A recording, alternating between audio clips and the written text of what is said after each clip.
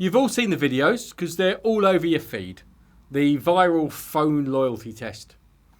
This trend where one partner turns to the other, completely unprompted, holds out their hand and says, "Give me your phone, I want to check it."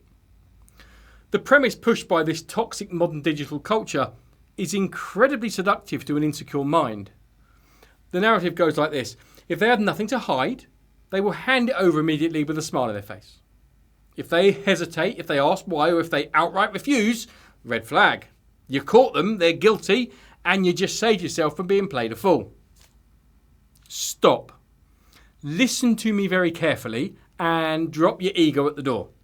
Because what I'm about to tell you is going to shatter the fragile reality you've built to protect your feelings. You think you're administering a foolproof test to protect your relationship. You think you're exposing red flags. But I'm here to tell you the brutal, unvarnished truth. In this scenario, the red flag is you. The very act of you extending your hand and demanding that device is the ultimate declaration of war on your own relationship.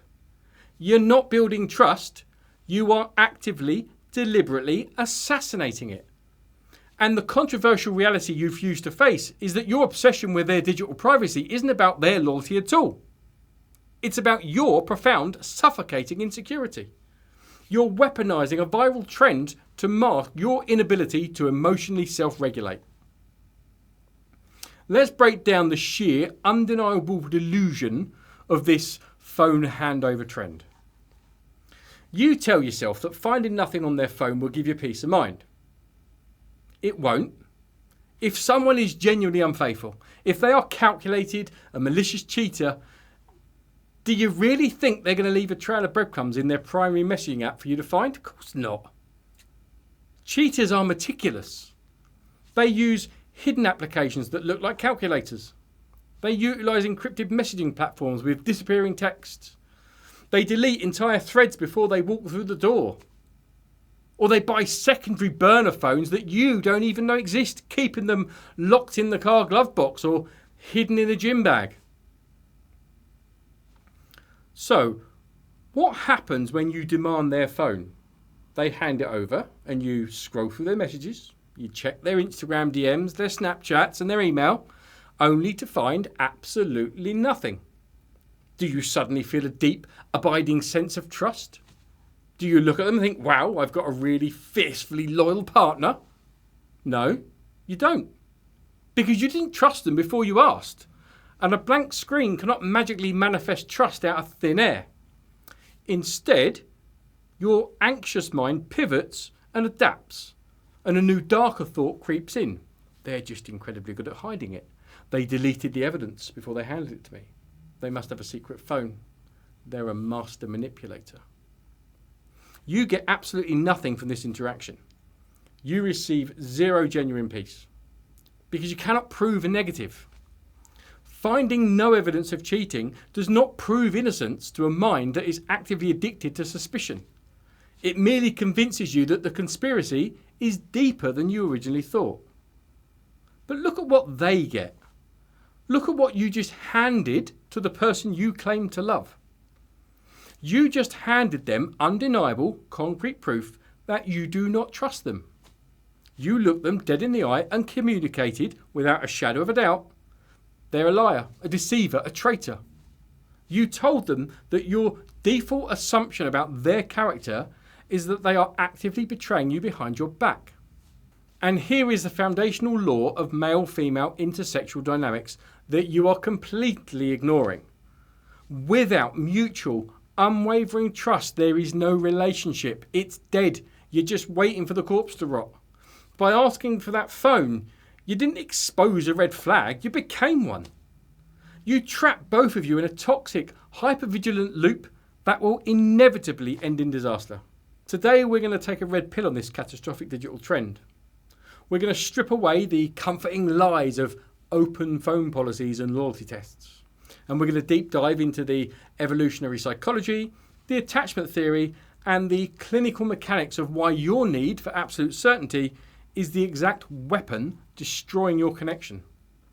And if you have the fortitude to face your own shadow, I'll give you the psychological protocol to stop this self-sabotage, regulate your nervous system, and build a relationship grounded in authentic, unshakable reality. To dismantle this behaviour, we have to understand the machinery running behind the surface of your conscious mind. You are not a rational actor when you demand your partner's phone. You're a biological organism responding to a perceived survival threat, and your hardware is completely malfunctioning in the modern environment. Let's look for a minute at the evolutionary psychology of trust and mate guarding. Hundreds of thousands of years ago on the savannas, where our brains evolved, trust was not a romantic concept. It was a strictly utilitarian survival mechanism. Human beings are incredibly vulnerable primates, and we survived by forming tight cooperative bonds, and the mating bond was the most critical of these.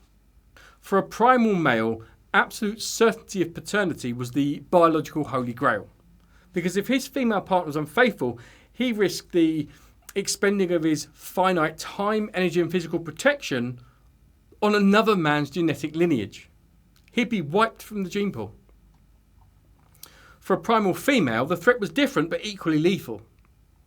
If her male partner diverted his resources, his physical protection and his attention to another female, she and her offspring were left exposed to starvation, predators and death.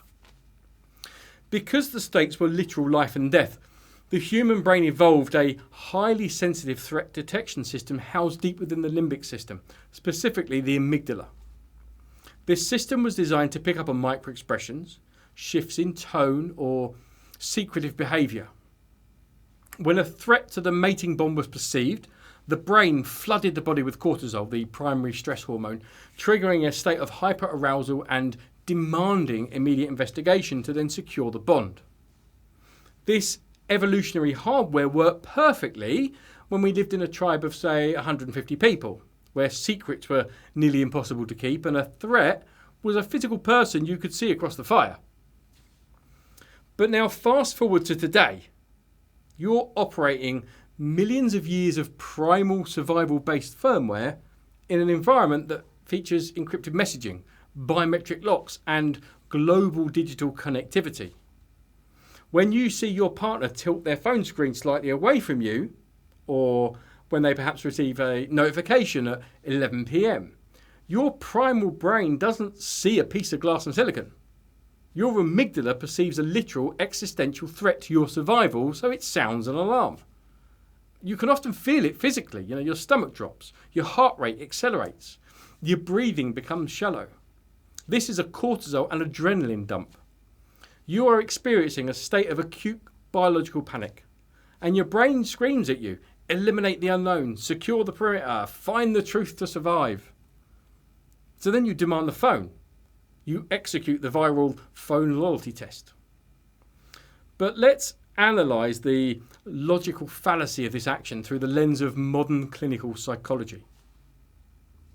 When you force them to hand over the phone, you're attempting to use external control to solve an internal emotional dysregulation.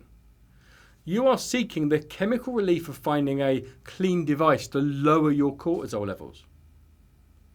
But as we said earlier, finding a clean phone does not work. So let's dive deeper into why. It fails because of a psychological mechanism known as confirmation bias, intertwined with the impossibility of proving a negative. When a deeply insecure person initiates a loyalty test, they do not approach the phone as an impartial judge seeking the objective truth. They approach the phone as a prosecuting attorney who has already decided the defendant is guilty and is simply looking for the weapon. If they scroll through and find a text to a co-worker that says, "See you tomorrow," an anxious brain will strip the text of all professional context and hallucinate flirtation. Why did they use an exclamation point? They're too excited to see them. Are they having an affair? But what if they find absolutely nothing? What if the inbox is pristine? This is where the true sickness of this trend reveals itself. If you genuinely believe your partner might be betraying you, finding no evidence does not alleviate the belief. It mutates the belief. Your brain, desperate to justify the massive cortisol spike it just experienced, cannot accept that it fired a false alarm. So it rationalises. They're a psychopath. They're incredibly calculated. They have a second phone. They memorise numbers and delete the logs. They use Snapchat and only send disappearing photos. You enter a state of infinite regression. The absence of evidence becomes the evidence of their masterful deception. You get absolutely nothing from the interaction. You do not get trust. You do not get peace. You only get an evolved, more paranoid version of the exact same anxiety you started with. You're chasing a ghost. And while you are busy forensically diagnosing their digital life, you're completely blind to the thermonuclear bomb you just dropped on their psychology. Now we arrive at the shadow work. This is the part of the video where your ego is going to flare up. You're going to want to click away, call me toxic, and defend your behaviour. If you want to remain miserable, go ahead. If you want to fix your life, stay in the chair and listen. Let's look at the psychology of the person on the receiving end of the loyalty test. Let's look at what you are actually doing to the human being sitting across from you. When you demand that phone, you are fundamentally stripping them of their autonomy and their dignity. You're telling them that their word, their character, their historical actions, their commitment to you is completely worthless. You're telling them that the only thing that holds value is your ability to digitally audit them. Imagine the psychological impact of being constantly audited by the person who is supposed to be your safe harbour. In the late 18th century, philosopher Jeremy Bentham designed a conceptual prison called the Panopticon. The design featured a circular ring of cells built around a central watchtower. The genius and the cruelty of the Panopticon was that the inmates could not see into the watchtower. They never knew exactly when they were being watched, but they knew they could be watched at any given second. Because of this constant looming threat of surveillance, the inmates began to police themselves. They internalised the warden. They lived in a state of perpetual low-grade terror, carefully modifying every single behaviour to then avoid suspicion. When you normalise the phone handover trend, you are turning your relationship into a panopticon. You became the warden in the central tower, and your partner becomes the inmate. Think about the chilling effect this has on the person's psyche. Even if they have never cheated, even if the thought has never crossed their mind, they now know that you view them as a suspect. So what do they then do? They start modifying their behaviour to manage your anxiety. This is a tragic psychological adaptation. They hesitate before texting a completely platonic friend of the opposite sex, knowing you might interrogate them about the tone of the message. They stop maybe using emojis in professional emails because you once accused them of being too friendly. They actively delete harmless, innocent conversations just to avoid the exhausting 3-hour argument that inevitably follows your random phone audits. They begin to tiptoe around your fragile, dysregulated nervous system. So they stop being authentic. They curate a sanitized, artificial version of themselves, specifically designed not to trigger you. And here is the ultimate tragedy. In your desperate attempt to force intimacy and transparency, you completely destroy the foundation upon which intimacy is built. You destroy the private self. Healthy adult relationships require two autonomous individuals. You're supposed to have an internal world that belongs only to you. You're supposed to have thoughts, passing observations, and private conversations with your friends that your partner does not have absolute dominion over. This space, this boundary between the two of you, is where polarity and attraction live. When you demand absolute unrestricted access to their digital brain, you collapse that boundary. You attempt to consume them. And when you consume them, you destroy the mystery, the respect, and the dynamic tension that makes romantic love possible. Inmates do not deeply, passionately love their wardens. They resent them, they fear them, and eventually they leave them. Let's look at the clinical application. So we'll call them Mark and Sarah. Sarah has an anxious, preoccupied attachment style. rooted in a past relationship where she was severely betrayed.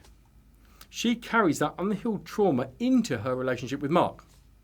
Mark is a secure, loyal man. But Sarah, triggered by a viral TikTok about loyalty tests, demands Mark's phone. Mark is taken aback. He feels a flash of deep insult. He knows he's loyal. He knows he has never given her reason to doubt him. But wanting to soothe things over, he hands it over. Sarah finds nothing but the seeds planted. 2 weeks later, she asks Mark again. Mark sighs, feeling heavier, but hands it over, and again, nothing. 6 months into this dynamic, Mark no longer feels like a respected partner. He feels like he's on probation. His affection for Sarah begins to cool. He stops sharing small details of the day because he doesn't want to be cross-examined. He starts pulling away emotionally, seeking the peace and autonomy that she has ripped away from him. Now, Sarah feels him pull away. Her anxiety then skyrockets. Her brain tells her he's acting different, he must be cheating. So she demands the phone more aggressively. Do you see the cycle? It's a self-fulfilling prophecy. Sarah's pathological need to prevent abandonment is the exact mechanism that is actively engineering her abandonment. This is why your behaviour is fundamentally selfish. You're not protecting the relationship. You're sacrificing your partner's dignity and emotional safety on the altar of your own anxiety. You're demanding that they bear the burden of a nervous system you refuse to regulate yourself. So the illusion is shattered and the reality is on the table. Hopefully you realise that demanding their phone is not a superpower, it is a fatal weakness. How do we fix this? How do we rewire a brain that is addicted to the synthetic relief of surveillance? How do we actually build a relationship that is bulletproof? Not because you have their passwords, but because you have mutual respect. You must execute a complete paradigm shift. You have to transition from a framework of control to a framework of observation and character. So here's the exact psychological protocol to break the hypervigilance trap. Step 1 is the integration of radical acceptance.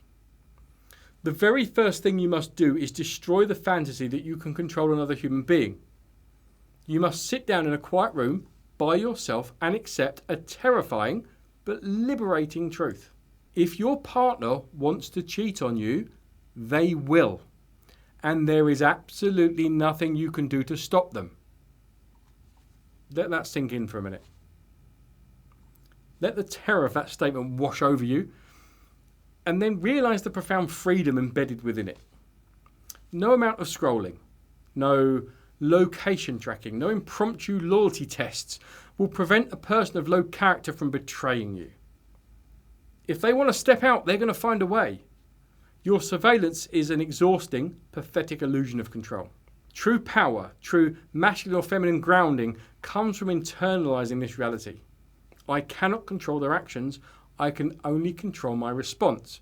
I trust them to be who they are, and I trust myself to survive and walk away if who they are does not align with my boundaries.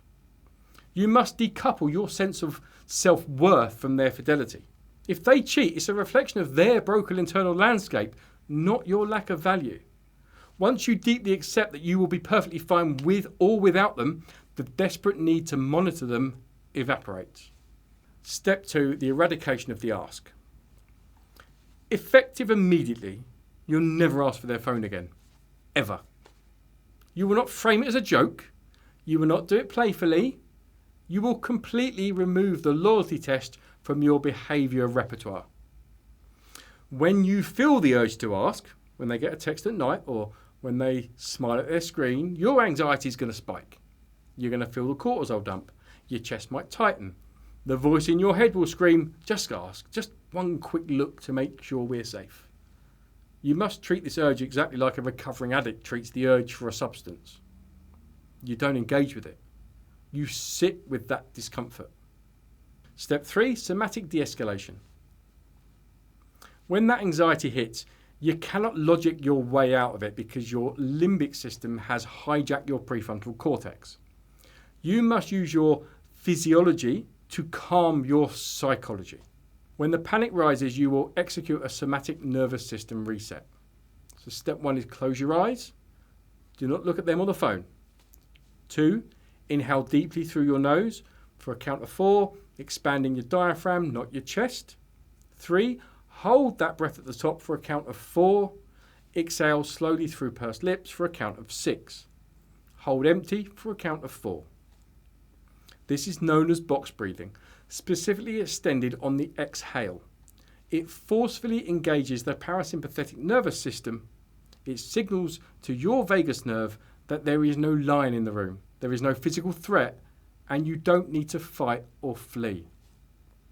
Do this until your heart rate returns to a resting baseline. Only when your body is calm can your mind think clearly. Step 4, shifting from digital forensics to behavioural observation. If you're not looking at their phone, how do you know you can trust them? You stop acting like a digital hacker and start acting like an adult who observes character. You shift your focus entirely from the screen in their hand to their actions in the real world over an extended period of time. Ask yourself these grounded, objective questions. Is this person present when we are together, or are they constantly distracted? Do their words align consistently with their actions? If they say they're going to do something, do they do it? How do they handle conflict? Do they take accountability, or do they deflect and manipulate? Are they financially responsible? How do they treat service workers, their family, and their friends? Trust is not built by the analysing of metadata on a message. Trust is built by watching a person operate in the world, handle stress, honour their commitments, and show up consistently for you in physical reality. If their real-world behaviour is shady, inconsistent, and disrespectful, you don't need their phone to know you should leave them. You just need self-respect. If their real-world behaviour is solid, loving, and consistent, then demanding their phone is an insult to the reality they are building with you. Step 5, communicating internal wounds, not external accusations. There will be days when your trauma flares up. There will be days when you feel incredibly insecure and disconnected. When this happens, you must learn to communicate your internal state without projecting it into them as an accusation. You don't say, "Who are you texting? Why are you being so secretive? Let me see your phone." You say, "Hey, my anxiety is really loud today. I'm feeling a bit insecure and disconnected in my own head. I don't need you to fix it, but I just wanted to share where I'm at. I'd love to spend some intentional time with you tonight and reconnect." Notice the profound difference. The first is an attack that forces them into a defensive posture. It turns them into an adversary. The second is true vulnerability. It takes ownership of your own emotional state. It doesn't accuse them of a crime. It invites them in as a partner to help soothe the wound.